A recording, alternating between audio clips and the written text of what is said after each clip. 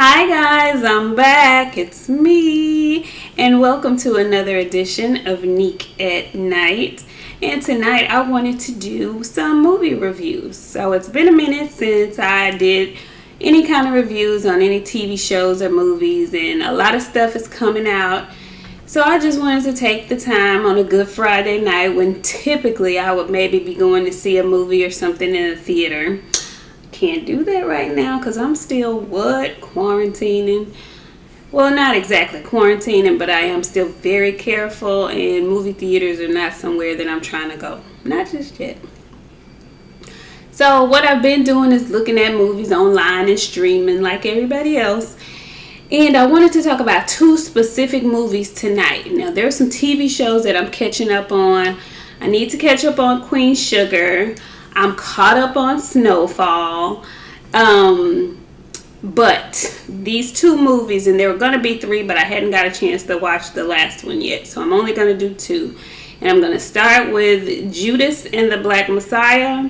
And I'm also going to discuss Coming to America.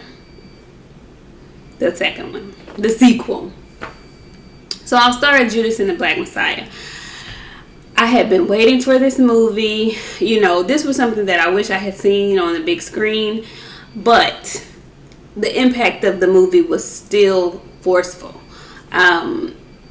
Chairman Fred Hampton his personality was like bigger than life, and Daniel, I don't want to butcher this man's last name. I'll just say Daniel.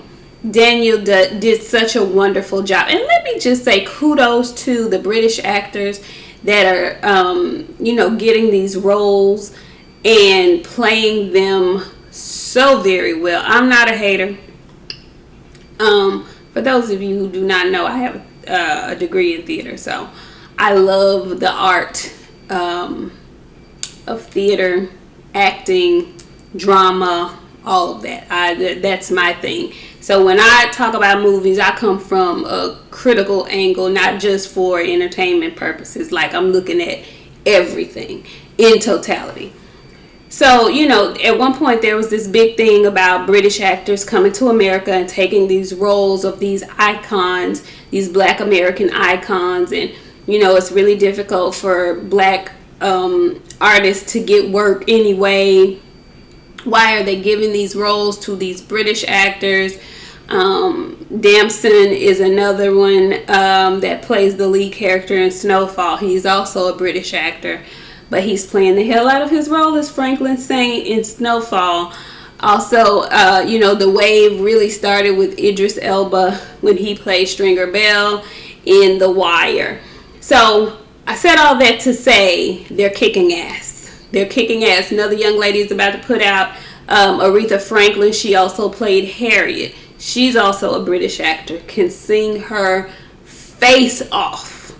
And I forget her name. I'm so upset with myself now for not remembering her name. But she played the lead role as Celie in The Color Purple on Broadway.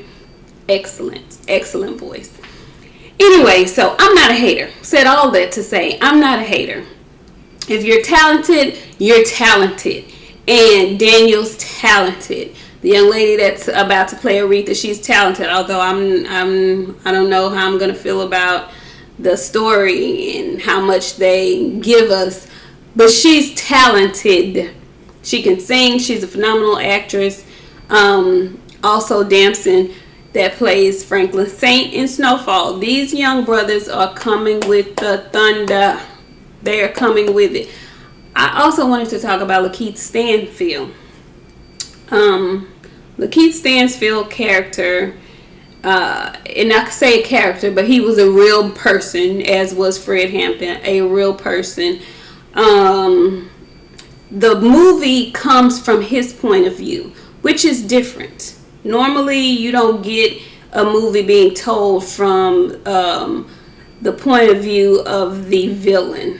And he is definitely, in my book, the villain. But it was very interesting.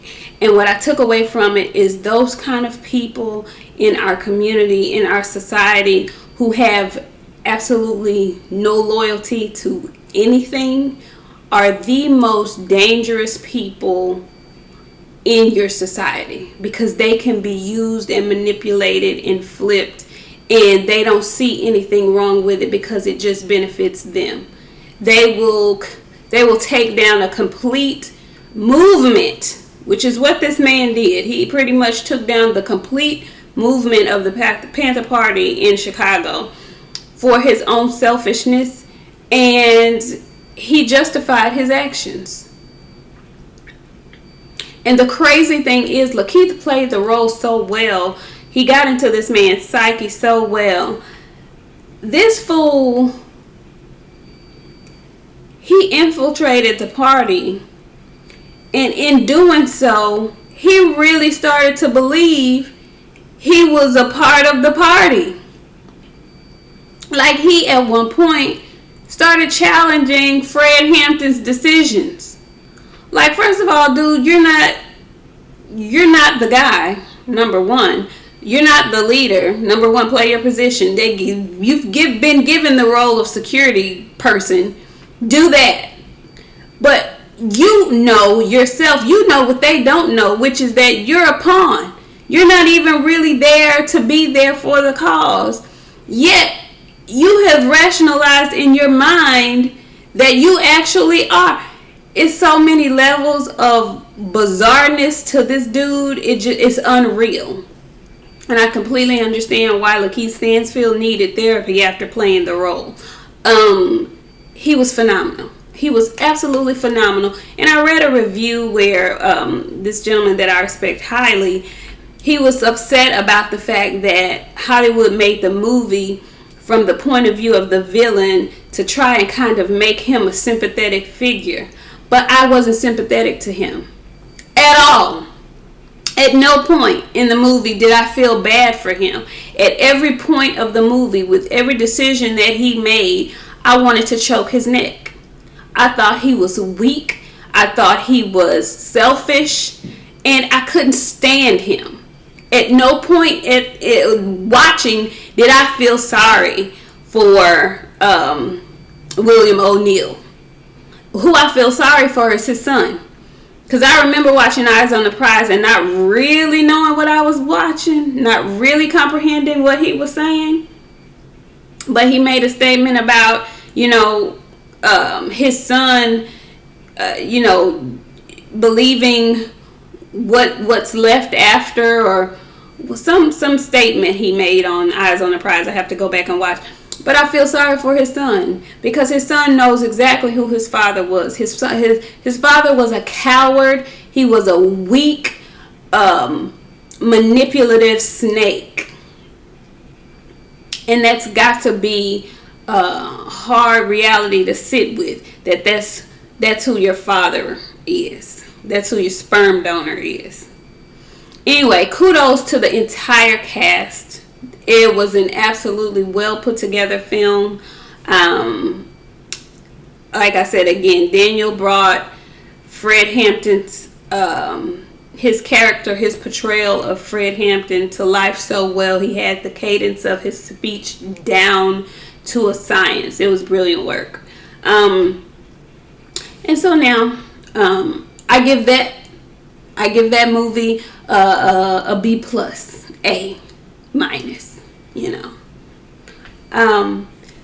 Coming to America.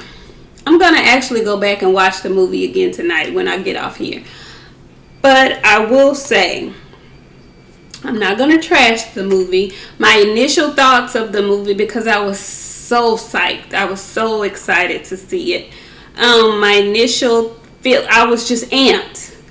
And I'm just going to be honest. I was let down. I don't want to trash the movie. I don't want to talk bad about Eddie and, the rest of the people. I'll start with the good stuff. Everybody looked great. Everybody who participated in the film, and keep in mind this film is over 30 years after the original. All the cast members that came back looked great. Everybody looked great.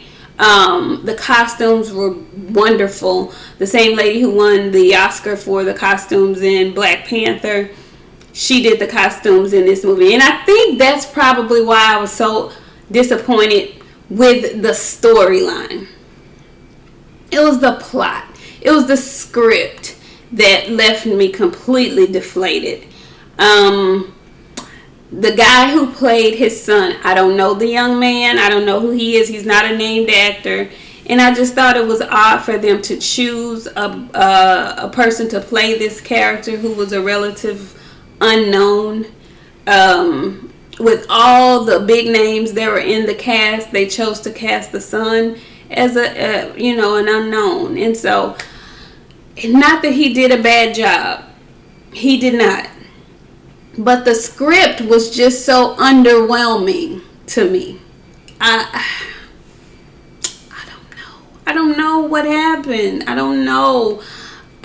I was one of those people who was actually against them even making a sequel. But I got really excited when I started to see the previews. And I was like, well, okay. And then when I saw that, there was going to be, first of all, he has this son that we didn't know about. But then I saw that he has these daughters and that there was going to be conflict because one of the daughters thought she was going to be ascending to the throne. And so I was like, okay, so that, it's potential. And then I watched the movie and I was just, I don't know, I was just completely underwhelmed. I don't know who wrote the script, but I wish like Ryan Coogler could have produced it and written it. That's the guy who did Black Panther and Fruitville Station and so many other wonderful projects. I wish maybe he could have gotten a hold of it, but it just felt rushed.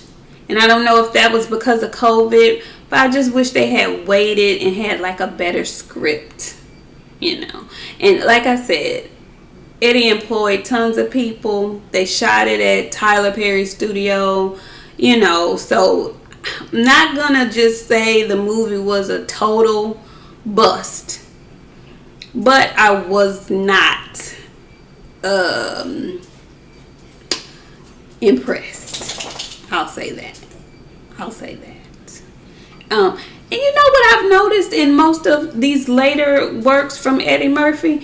When I see him on screen now, it seems that he brings the clump characters to all of his other roles now. Like, even with him being Akeem, it was almost as if I saw he brought the clumps with him. His facial expressions, the way he moves his mouth, that's all, those are characters from the clumps. And so, I don't know. That's just my take on it. I know people don't want to trash it, and I'm not trashing it, but I am giving my honest review of the movie. I kind of wish they would have left it alone, is what I wish. It's really hard to do sequels, and then when you wait for so long after to do a sequel, it's kind of really hard. And if you don't have a rock solid script, it's kind of, it was almost like a parody of the original. You know how when they did, there was Scream, the original Scream, which were scary movies, horror movies, and then the Wayans came back and they did a parody of it called Scary Movie, and those were comedies. This kind of felt like a parody of the original Coming to America, if that makes any sense. Anyway, so that's just my take. Don't kill me, because I didn't give it 10 thumbs up and all that. I didn't. I was a bit disappointed. But hey, that's me. I'm very critical when it comes to film. I'm looking at all kind of other stuff. And so that's just my take on it. Now, what I will be watching this weekend is the United States versus Billie Holiday. I've heard excellent things about that. Audra Day has won a Golden Globe for her portrayal of Billie Holiday. And so I'm really looking forward to seeing that this weekend. I'll be watching that this weekend. Also this weekend, I know this isn't sports, but I will be doing, I'll be watching some sports. There's some good fights coming on. There's fight tonight, actually, if it's not over with. Benavidez is fighting tomorrow. Chocolatito is fighting Estrada tomorrow. We're going to get into the full swing of March Madness next week. couple of ranked teams have actually been outed because of the COVID situation. Like I said, COVID is not going anywhere, y'all. I know people are getting vaccinated, but y'all still be careful. If you choose to get your vaccination, still be careful. I'm not on the vaccination tip, so I'm still kind of quarantining. Anyway, so guys, be good. I'll see you next time. Happy Friday.